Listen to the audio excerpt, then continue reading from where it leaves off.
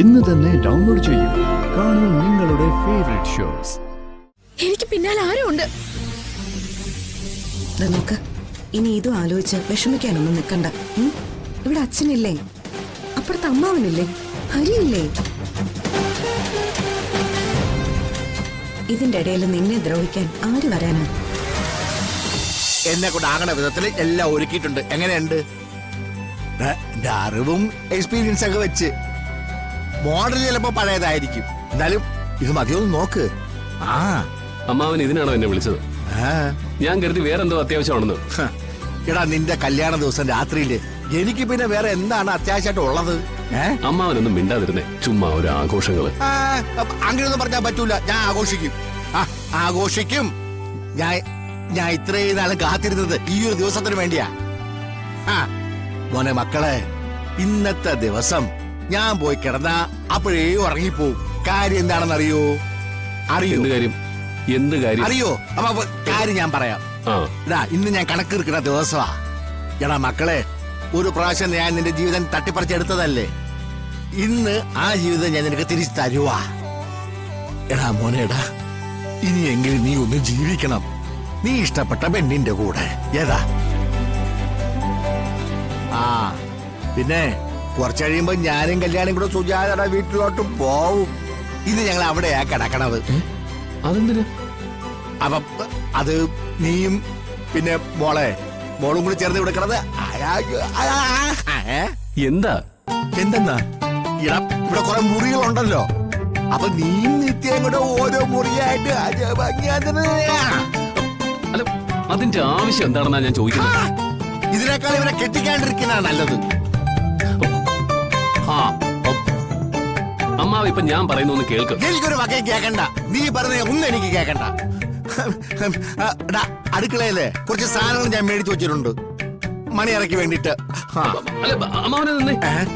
അല്ല അടുക്കളയില് മണിയറയ്ക്ക് വേണ്ടിയിട്ടുള്ള ചില സാധനങ്ങള്, അതായത് 2 ആപ്പിള്, പഴം, പാലും പഞ്ചാര കലക്കി വെച്ചിട്ടുണ്ട്. പിന്നെ ആക്രാന്തം മൂലം ഒറ്റയ്ക്ക് കഴിച്ചു കളയല്ലേ, ആ പെൺകൂച്ചിനും കൂടെ കൊടുക്കണം കേട്ടാ. ഒന്നും അറിഞ്ഞൂടാ, നാണക്കേട് തന്നെടാ. അമ്മാവൻ ഈ പറയാൻ നാണക്കേടുള്ള കാര്യം എന്താ? അയ്യേ ഇതിപ്പോ അമ്മാവന് സുജാതേന്റെയും കൂടെ വലിയൊരു മഹാസംഭവമാക്കി മാറ്റിയിരിക്കുകയാണ്. മഹാസംഭവം തന്നെയാണ്. ഇടാ, എത്ര കാലമായി നിങ്ങൾ രണ്ടുപേരും കൂടെ ഒന്നിനൊന്ന് ഉള്ളിൽ പ്രേമം വെച്ചോണ്ട് ഞങ്ങളെ പറ്റിക്കണ് ഇല്ലേ? അതിനെ രണ്ടുപേരും കൂടെ പിടിച്ച് കെട്ടിച്ചത്. ഇടാ, ഞങ്ങൾ ഇത് അങ്ങോട്ട് ആഘോഷിക്കും കേട്ടാ. ഇടാ മക്കളെ, ചുറ്റിനുള്ള എല്ലാ ആൾക്കാരുടെ ആഗ്രഹം എന്താണെന്ന് അറിയോ? ഇനി നിത്യമോളുടെ കണ്ണിൽ നിന്നും ഒരു തുള്ളി കണ്ണീര് പോലും വരരുന്ന മോനെ. അതാ നീ ഇനി സാധിച്ചു കൊടുക്കേണ്ടത്. ഒരു കുഞ്ഞ് വിളക്കില് കത്തിക്കുമ്പോ പ്രകാശം ഉണ്ടാകുന്ന പോലെ, അതുപോലെ എന്നും ചിരിയോടെ നിക്കണം നിത്യ. ആയ കാലത്ത് സിനിമയും കാണൂല. അയ്യയ്യേ.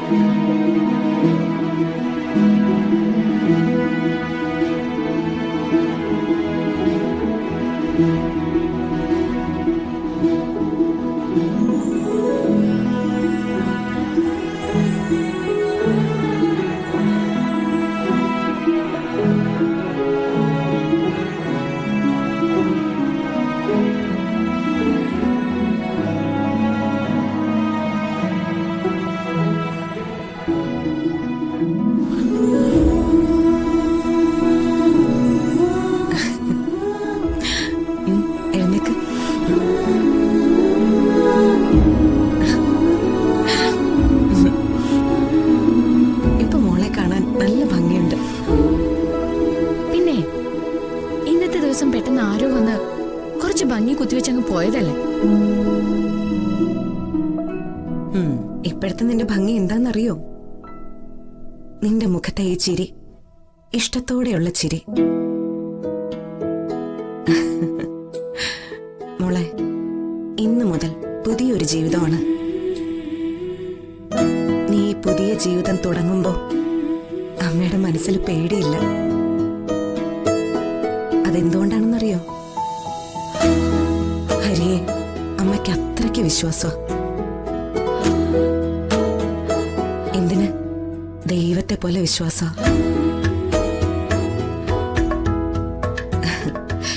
ഇതുപോലെ എന്നും എന്റെ മോള് ചിരിച്ചു കാണണം. മോൾ ഇവിടെ ഇരിക്കെ, അമ്മ ഇപ്പൊ വരാം.